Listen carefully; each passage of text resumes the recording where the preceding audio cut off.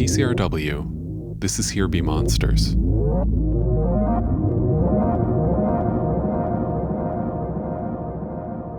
It's getting close to our season end. Just one more episode until Bethany and I take our production break for the summer. We're slowly getting closer to that point where we get to close out those browser tabs we've had open for the last 9 months. Archive some Slack channels, that kind of thing. It's really exciting. But even though our season's ending, we're starting a new summer project that we want you to be a part of. It's a listener art exchange, and we want you to make a piece of art and mail it to another Here Be Monsters listener, and they'll mail you something back. It's as simple as that. All you have to do is sign up. And you don't have to be a professional artist or anything. You just have to be a kind person who's willing to put something in the mail for a stranger. I'll be participating too. I'll probably draw some of the little monsters that I think about when I'm trying to fall asleep. And Beth's going to make a cross stitch of some crows. Anyhow, I'm very excited about all this. And so if you'd like to participate in the first ever Here Be Monsters Summer Art Exchange, just fill out the form on our website by June 12th. You can find a link in our show notes, or just go to hbmpodcast.com/arts2019.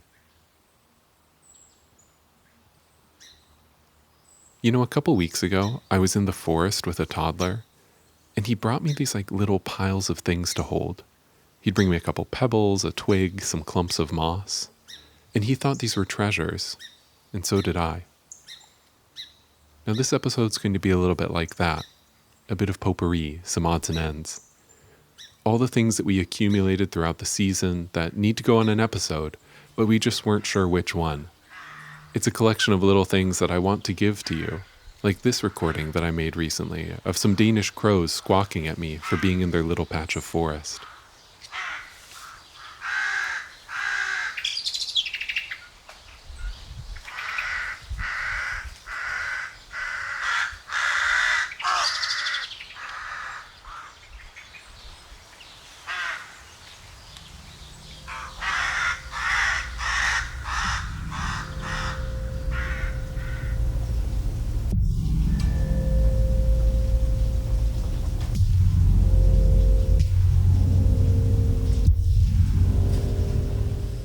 And here's another recording.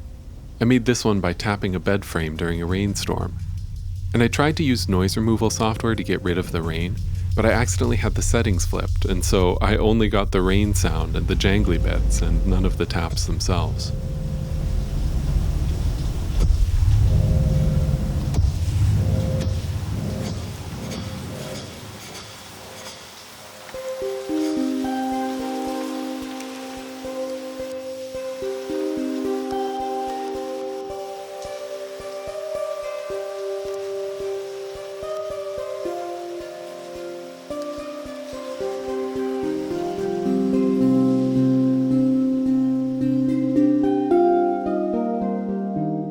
Now, most of the music on this episode will be trash music, songs that I made but initially threw out, and that actually brings me to a point of confusion that I'd like to clear up. Often on this show, Beth and I credit a musician named The Black Spot, and The Black Spot is me. Sorry if that was confusing. I didn't initially want to use my real name because I was really shy about making music, and I think that it's often kind of bad. I'm getting better at the shyness stuff and maybe at the music too, but I still trash 80% of everything I make. So these are all songs that I found deep in the purgatory of my hard drive, and I've dusted them off a little bit, and I found out that some of them weren't as bad as I thought they were. So I decided to use some of them on this episode. Like this track that I made back when I was really into harps and I had a bad fever.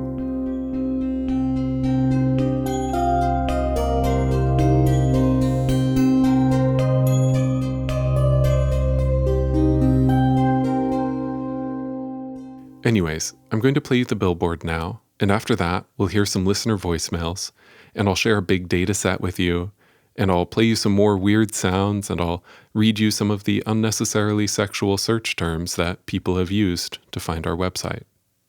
All that after the break.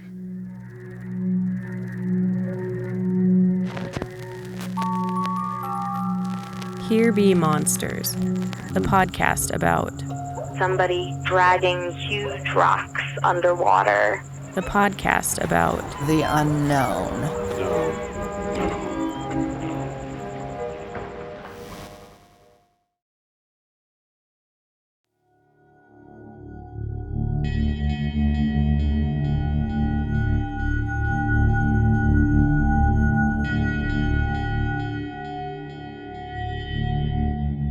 So lately, I've been emailing with this guy. He wrote us because he wanted us to get him in touch with Satan. Now, I've told him a couple times now that Beth and I don't really have Satan's contact info, but I don't think he believes me because he keeps sending me his satanic prayers. We also get a lot of press releases from business coaches and trance DJs who want us to check out their new hit singles. You know, it's a lot of people who want us to pull the giant levers of power on their behalf, whether it's CCing them on an email with Satan, or helping them promote their business ebook, or just getting on the Billboard Top 100. These are all misunderstandings of what this podcast is, but Beth and I don't really mind these emails because it's evidence that people are still trying things, just on the off chance that they work. And I find misunderstandings generally fascinating. They often represent our mental shortcuts or our desires that we hide from each other. Speaking of which, Karen, there's a nice satanic man at your gym who would like to fall in love with you. Another place we field misunderstandings is from Google.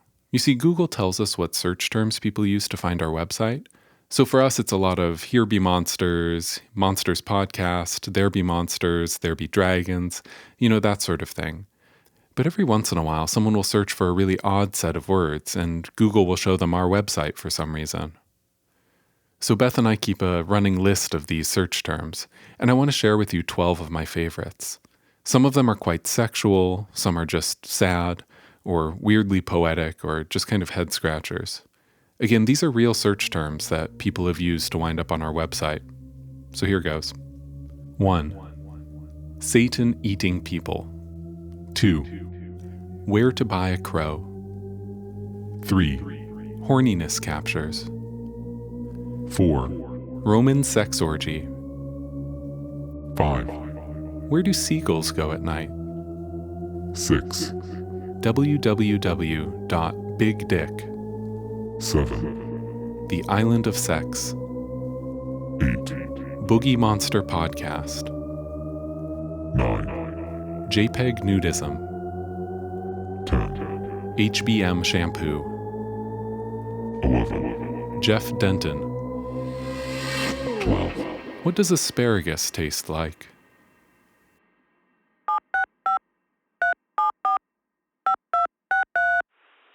Hi, you've reached Here Be Monsters, a podcast about fear and the unknown. Leave us a message that we can use on our show. It could be a question, a comment, or a sound, or a story, or anything else, as long as it's under 3 minutes. All right, here comes that beep. Hey guys, I saw your number on the sweatshirt, and I do not have an unusual story, but I will think of one and I'll get back to you. Yo! What's up, my dude? Bye. Monsters, monsters. Yeah, I knew this one guy who was a brain surgeon. He had created some kind of device to travel to the 8th dimension. But then we ended up finding a bunch of aliens hidden around Earth, and they had to send them back to the 8th dimension. Otherwise, they were going to take over the entire universe. I don't remember all the details, but man, it was a crazy day.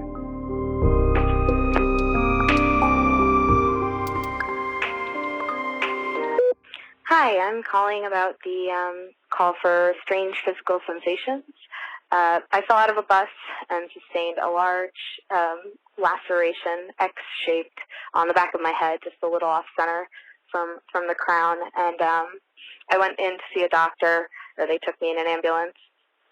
And while he was starting to work, he asked me if I wanted him to narrate what he was doing, and I told him no, that I thought it might be a little weird, a little freaky to have to imagine that while he was doing it. So we small talked most of the time instead. But while he was cleaning out the wound, I guess he had taken out some implements to get rid of any debris that may have been in there.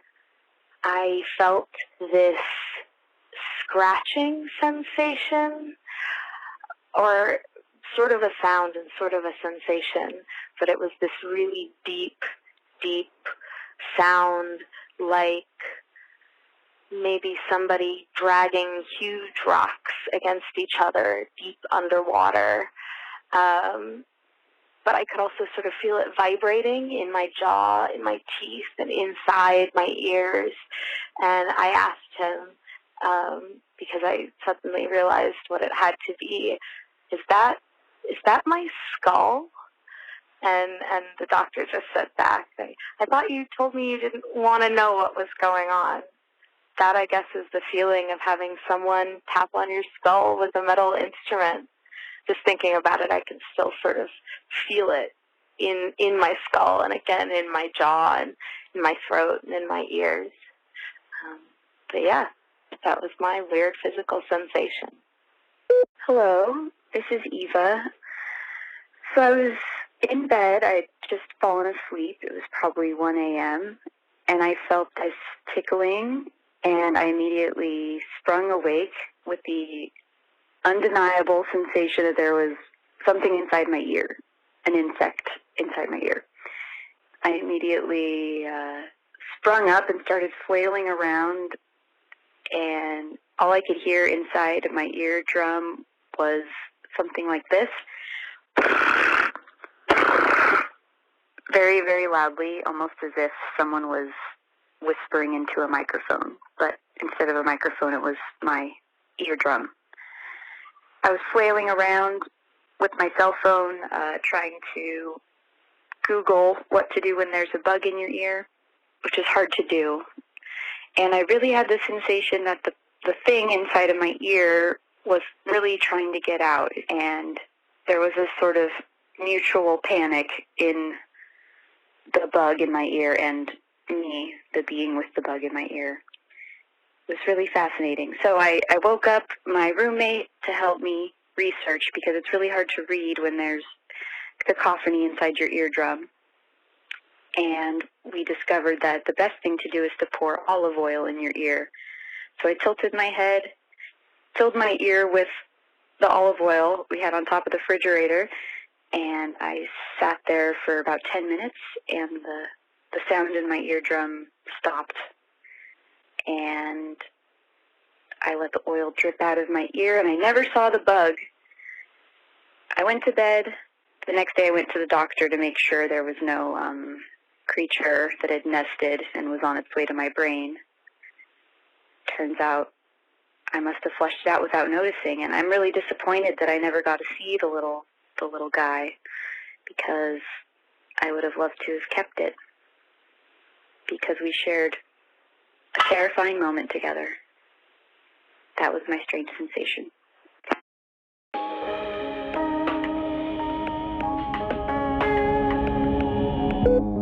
This seems like a good time to remind you that we have a book, a short book about death and beauty, and the writer Chris Ann Adams. It's called Beautiful Stories About Dead Animals, and you can buy it on our website, hbmpodcast.com/store.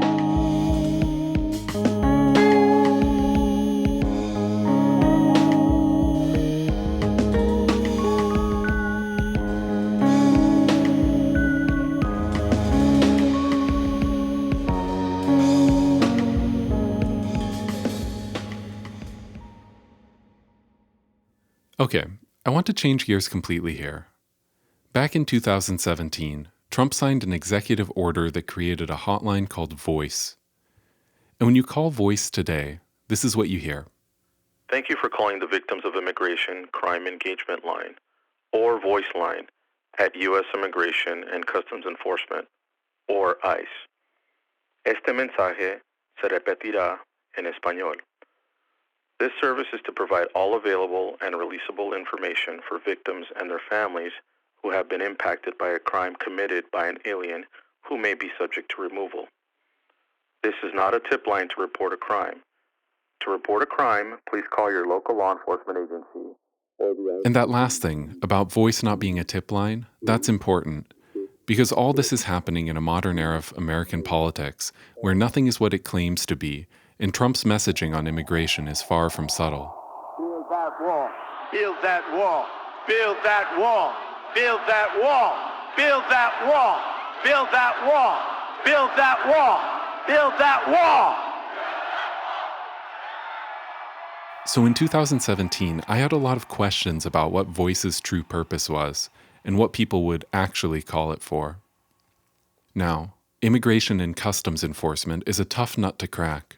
They're supposed to file quarterly reports about the hotline, but the most recently available one is over a year old. And I've emailed their press office for requests to comment, but they never wrote back. And I expected this going in, so I preemptively filed a Freedom of Information Act request, which is also called a FOIA. And in my FOIA, I requested all the call records from the hotline. ICE accepted my request, and so I started waiting. Now, I wasn't the only one who had this idea. Around the same time, some reporters at the Arizona Republic sent in a similar request. They got theirs back fairly quickly. They received a spreadsheet with a couple hundred calls detailed in it. The government was supposed to have redacted personally identifiable information, but they didn't do a very good job of that. The reporters found that many of the callers to the hotline were calling to give the full names and street addresses of people that they thought were in the country illegally.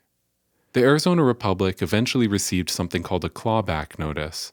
That's when the government sends you a letter and asks you to return and destroy your data. And then ICE removed its entire FOIA library from the internet so that they could check for other errors in their redactions. Anyways, all this to say that I waited nearly a year for my FOIA response. And now I've had it for a little while, and I still haven't figured out quite what to do with it. It's a big spreadsheet that details the first 5,000-ish calls to the voice hotline. And for each call, there's a couple dozen pieces of metadata attached. Date of call type, comments, etc. Unlike the Arizona Republic spreadsheet, the one that I received is heavily redacted. But I do think there are still some interesting things in there. Things that could be extracted to figure out why exactly people are calling voice. But I'm just not good enough with data, so I got a bit of help. So for me, every row is a data point. The names and addresses have been redacted, but there's a lot of rich information with text. And typically, my first guess would be to use natural language processing to process a data set like this. Is Anjali Zuperis. She walked me through some of the trends in the data. And together, we looked at some of the individual records in the data set. As to the question of whether people are using voice as a tip line, the short answer is yes. We know this because we can see the voice operators handing out hundreds and hundreds of referrals to the HSI tip line. Because, oh right, did I mention that there's already a phone number that lets you tip off people to immigration? There is. And it's been that way for a while. Yeah. I mean, let's take a look at it. So here's a fun game. Can you pick a number between 1 and 5,656? Sure. 91. 91. Yeah. Okay. So April 27th, caller requested to report an illegal alien who is orange and terrorizing women and children. Operator informed caller that their call would be annotated in the system, at which time the operator disconnected the call. Let's do 4,151. This was a call from a victim, but the content has been redacted.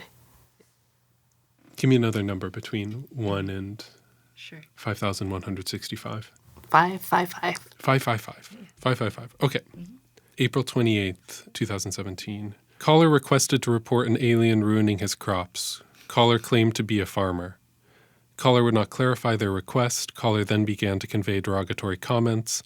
Operator informed caller that their call would be annotated in the system, at which time the operator disconnected the call.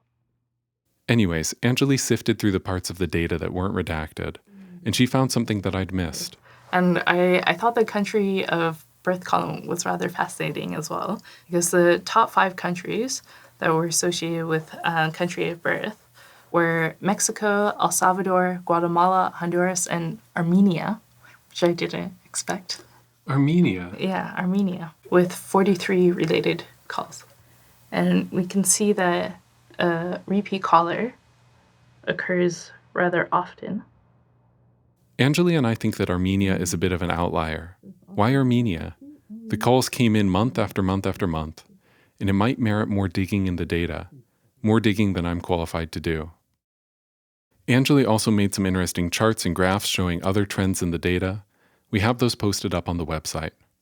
My contribution to this is a little bit lighter, as I'm not as skilled, However, I did notice a couple things. I noticed that voice operators categorized each call by call type, and the majority of all calls they received in the period that we have data for wound up in the same category, other. Other seems to include a mix of people airing their grievances with the existence of the hotline or prank calling it. I found more than 100 calls that mention UFOs. There's 23 mentions of green aliens, 20 mentions of orange aliens, 3 mentions of gray aliens, and 2 mentions of Cheetos. And there's definitely more facts hiding in this data, trends too, and some little vignettes, but it's all too much for me to parse alone. And so for that reason, I've posted up the full dataset on our website, all 5,164 calls. If you want to take a dig through it, please do.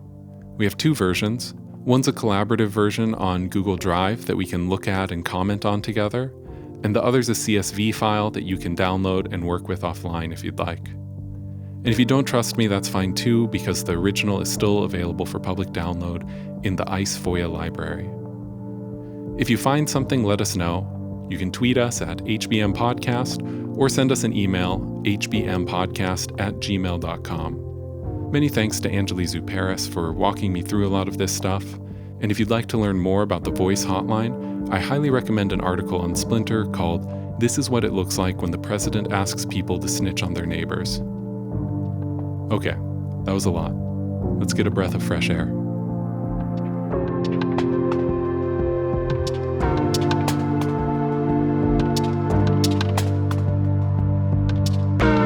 Good morning, Jeff. It's John Hill calling. And what's one story that you wish you could have made the season but had to be scrapped?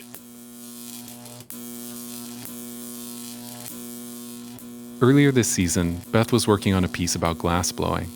It didn't work out, but here's a cool sound she recorded of a Jacob's ladder.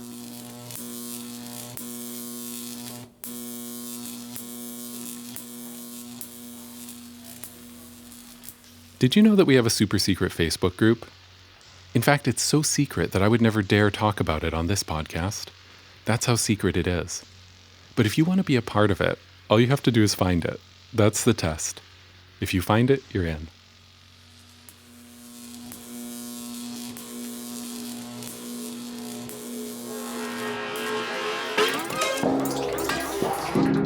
So here's a song that I made on a day when I was trying to edit the podcast. But the moment I sat down at my computer to edit, my neighbor's car alarm started going off, and it just kept going off for 8 hours.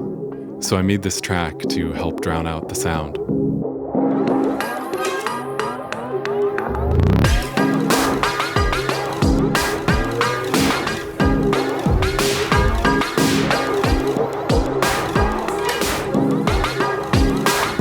My name's Amanda, I'm from Australia, and I recently listened to your podcast where you only took the absence of talking, all the breaths that you made during a previous podcast.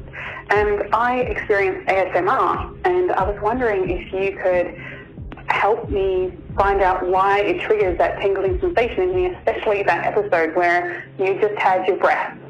Thanks.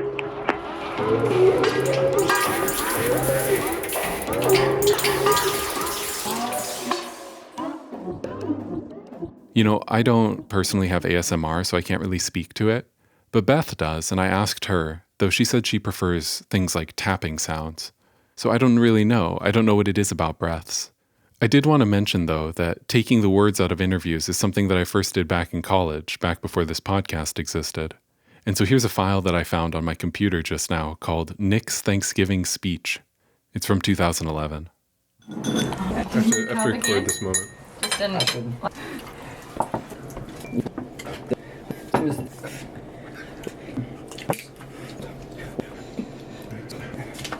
Yeah. Be in mind.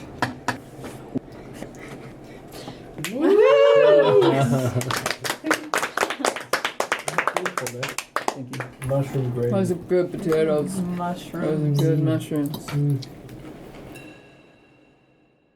Okay, so just one more thing. Around the start of 2019, you heard an episode I produced called Big Numbers. It's episode 110. In that episode, I interviewed my nephew about big numbers. I found 1. What's after 1? 2. What's after 2? 8. Now, for a long time, I've had this pipe dream of someday becoming a beat reporter. But until now, I've never really known what my beat would exactly be. Maybe I could cover weird animals, or maybe religion. I don't really know. But I think I finally figured it out. I think I figured out what my beat is. It's kids counting.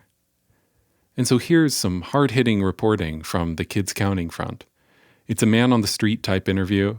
I mean, it's more of a kid on a slide type interview. But either way, here's Alan. Will you give us the countdown before we go down the slide? 1, 2, 3, 4, 5, 6, 7, 8, 9, 10. Is it time to go? Here we go. Oh my, we made it, Alan. One more. Nope, I think that's our last one. Let's go pack up the stroller and then we can head home and eat some lunch, okay?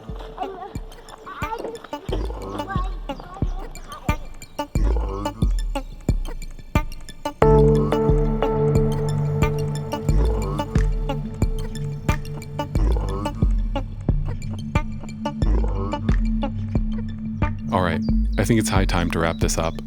My name's Jeff Entman, and I produced this episode of Here Be Monsters with Bethany Denton. We have a website, it's HBM119.com, and here are 5 things that you can do on our website right now.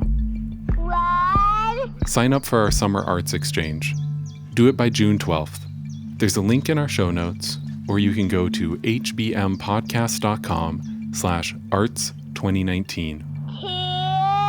2. Buy our merch. We have shirts, stickers, art prints, books, sweatshirts, and some new stuff coming soon. 3. Download our voice hotline dataset in whichever format you prefer. 4. Find the link to our Here Be Monsters super secret Facebook group. 5. Call us. I mean, you don't have to do that from our website, but we do have one of those clickable phone links on our contact page, which is pretty cool.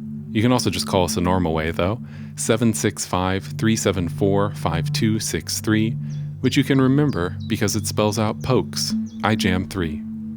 You know, call us and tell us a story or share a secret, or just record yourself tossing a big piece of sheet metal around.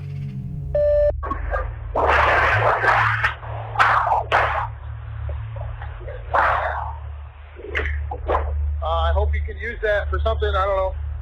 Take it easy. Bye.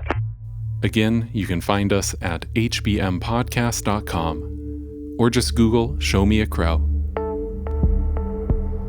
If you called in for this episode, thank you so much. You are a fantastic person, and we're lucky to have you. Music on this episode came from The Black Spot. Here Be Monsters is distributed by KCRW. Our senior editor there is Nick White. We get additional support for freelance contributions from KCRW's Independent Producer Project. Thanks for listening. More episodes soon.